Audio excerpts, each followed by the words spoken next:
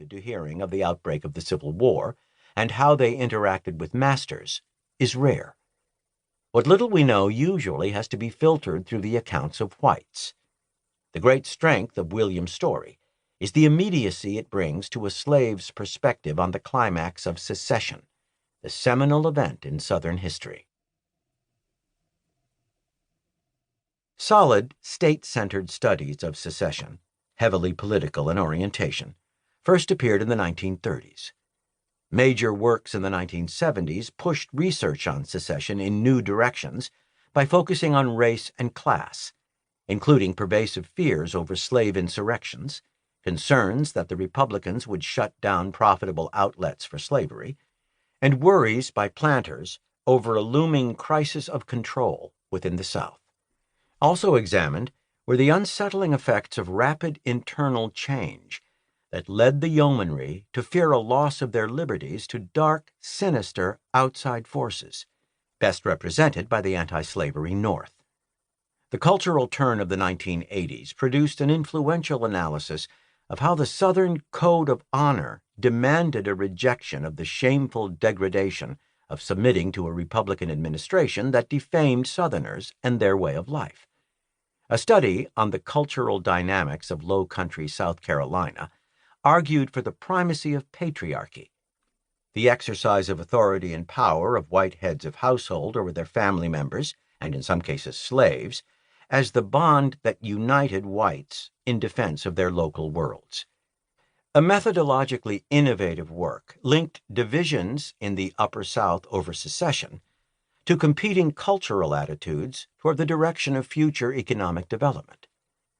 More recent research has stressed the point that anxieties over the loss of slavery and racial control, rather than a defense of states' rights, drove the South to secession. The doctrine of states' rights was always a tactical means for protecting slavery, and revealingly the Confederate Constitution did not recognize the right of secession.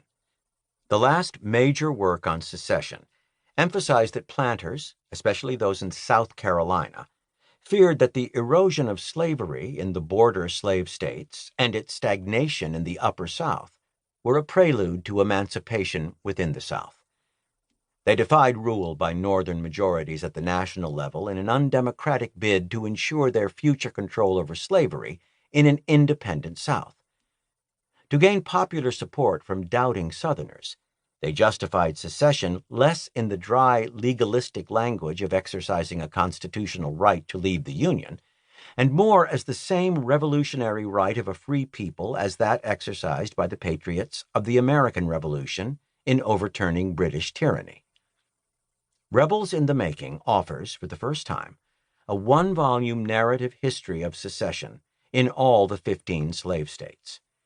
Grounded in the deepening strains within Southern society as the slave economy matured in the mid-18th century, and Southern ideologues struggled to convert whites to the orthodoxy of slavery as a positive good, it focuses on the years 1860 to 61, when the sectional crisis exploded into secession and civil war. Organized chronologically, it details the election of 1860 and the events in the summer and fall of 1860 that resulted in fears readily exploited by secessionists as they launched a movement in South Carolina that spread across the South in a frenzied atmosphere Southern whites referred to as the Great Excitement. The middle chapters explore why secession stalled in the Upper South, and how and why moderates and former conservatives pushed aside the original secessionist radicals in laying down the foundations of the Confederate States of America at a convention in Montgomery, Alabama, in February 1861. It concludes with the final crisis over Fort Sumter that precipitated war and a second phase of secession in the Upper South when Lincoln sent a relief expedition to the fort. This book makes several contributions to understanding secession.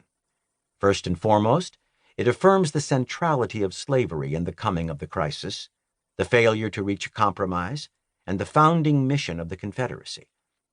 Many whites may have had moral doubts over slavery, but they were united in their opposition to any outside interference with the institution. More than previous studies, it documents the initial caution.